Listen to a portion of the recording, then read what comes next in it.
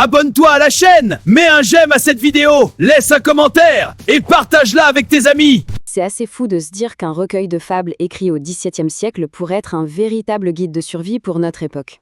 Eh bien, c'est exactement ce qu'on va explorer ensemble aujourd'hui en plongeant dans le 4e livre des fables de La Fontaine.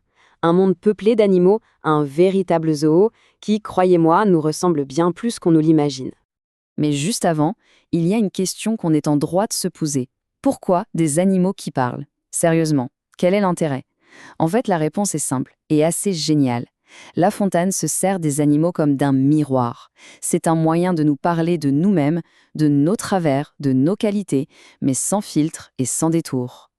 Alors attention, on met tout de suite de côté l'idée des contes pour enfants. Là, on entre dans une immense comédie humaine, où chaque animal porte un masque. Le lion, c'est un peu ce manager trop sûr de lui. La fourmi, cette obsession de l'épargne, on en connaît, non? Mais ce qui est fort, c'est que La Fontaine, lui, il ne juge pas. Non, il se contente de mettre en scène. Et sur cette scène, c'est nous qu'on regarde. Pour s'y retrouver un peu dans cette véritable jungle, ce qu'on va faire, c'est simple. On va regrouper ces fables par grands thèmes. Et c'est là que ça devient fascinant parce que d'un coup, on voit des schémas se dessiner, des leçons universelles sur l'orgueil, sur la ruse, sur le pouvoir, des choses qui n'ont pas changé d'un iota. Allez, c'est parti. Bon, premier acte, la folie de l'orgueil. Ah, l'orgueil! On dirait que pour La Fontaine, c'est vraiment le grand classique de l'humanité. Vous savez, cette tendance à vouloir paraître plus qu'on ne l'est. Un peu comme cette fameuse grenouille qui voulait devenir aussi grosse qu'un bœuf, et qui, à force de se gonfler, finit par éclater. Et des exemples, il y en a à la pelle.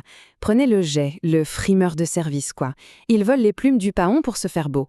Il brille 5 minutes, et puis paf, tout le monde s'en rend compte. Le résultat? Catastrophique, il est plumé, tout le monde se moque de lui, et même les siens n'en veulent plus. Ou encore ces chefs des rats, tellement fiers de leur casque à panache, le symbole de leur grade devient ce qui les empêche de s'enfuir dans leur trou. Au final, la leçon est claire, l'orgueil, c'est un piège mortel. Ah, cette phrase, elle est terrible, mais tellement juste. Elle sort d'une fable où un renard tombe sur un buste, une sculpture magnifique d'un héros. Il l'admire, il tourne autour, puis il se rend compte que, c'est creux à l'intérieur. Et là, il lâche cette punchline. Belle tête, mais de cervelle, point. Ça ne vous rappelle rien? Toute cette culture de l'apparence, c'est fou comme c'est actuel. Ok, on a vu les orgueilleux. Maintenant, passons à une autre catégorie. Les manipulateurs. Deuxième grand plat de résistance, la tromperie. Et ça, il faut dire que La Fontaine adore nous raconter ces histoires. Surtout quand les plans les plus rusés finissent par exploser à la figure de leur créateur. C'est l'ironie à son meilleur. Chez La Fontaine, la tromperie, c'est tout un art. Ça peut être un mensonge tout bête, comme le loup qui change sa voix pour essayer de dévorer le chevreau, mais ça peut aussi aller beaucoup, beaucoup plus loin, dans des machinations super complexes, comme on va le voir tout de suite. Ce qui est vraiment intéressant ici, c'est que la tromperie a 2 facettes. D'un côté, on a le fameux « l'arroseur arrosé ». L'exemple parfait, c'est la grenouille et le rat. La grenouille attache sa patte à celle du rat pour le noyer. Pas de chance, un oiseau de proie voit le rat, plonge et emporte les 2 avec lui. Et de l'autre côté, il y a la victime un peu trop naïve, celle qui tend le bâton pour se faire battre. Là, c'est le lion amoureux. Fou d'une bergère, il accepte de se faire enlever ses griffes et ses dents pour ne pas la blesser. Une fois qu'il est sans défense, il se fait tuer. Tragique et un peu bête à la fois. Allez, 3e et dernier grand thème, et c'est un morceau de choix, le pouvoir.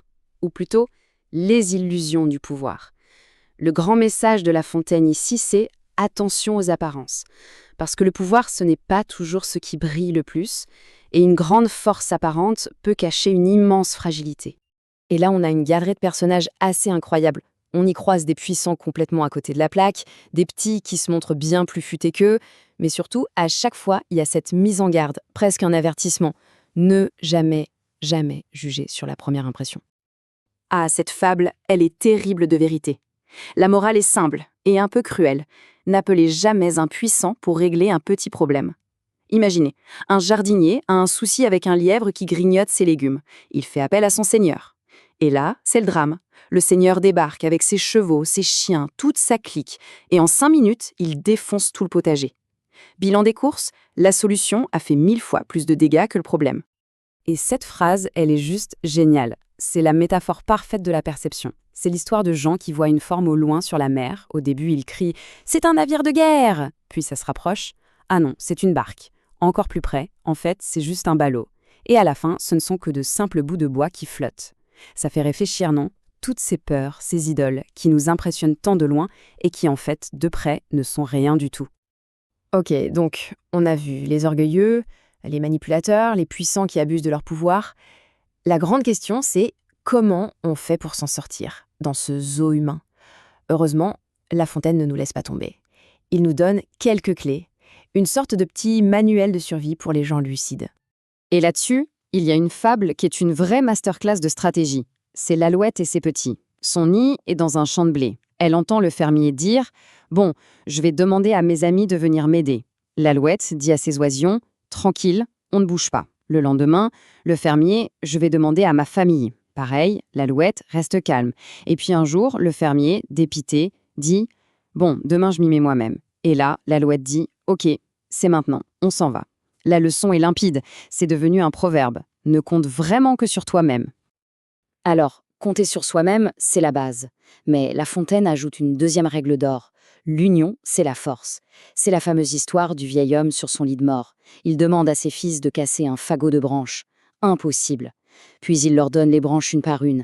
Et là, c'est un jeu d'enfant. L'image est toute simple, mais elle est d'une puissance. Toute puissance est faible à moins que d'être unie. Et c'est ça, toute la magie de La Fontaine. C'est que son zoo humain, finalement, il n'a pas vieilli d'un poil. Des geais frimeurs, des grenouilles machiavéliques, des alouettes qui savaient exactement quand bouger. On en croise tous les jours. Au travail, en politique, sur les réseaux, partout. Alors la vraie question, ce n'est même plus de savoir si c'est encore d'actualité. Bien sûr que ça l'est. Non, la vraie question, c'est à chacun de se la poser. Au fond, quel personnage en décide d'incarner, aujourd'hui, dans cette grande comédie? Abonnez-vous à cette chaîne et n'oubliez pas de liker, commenter et partager cette vidéo.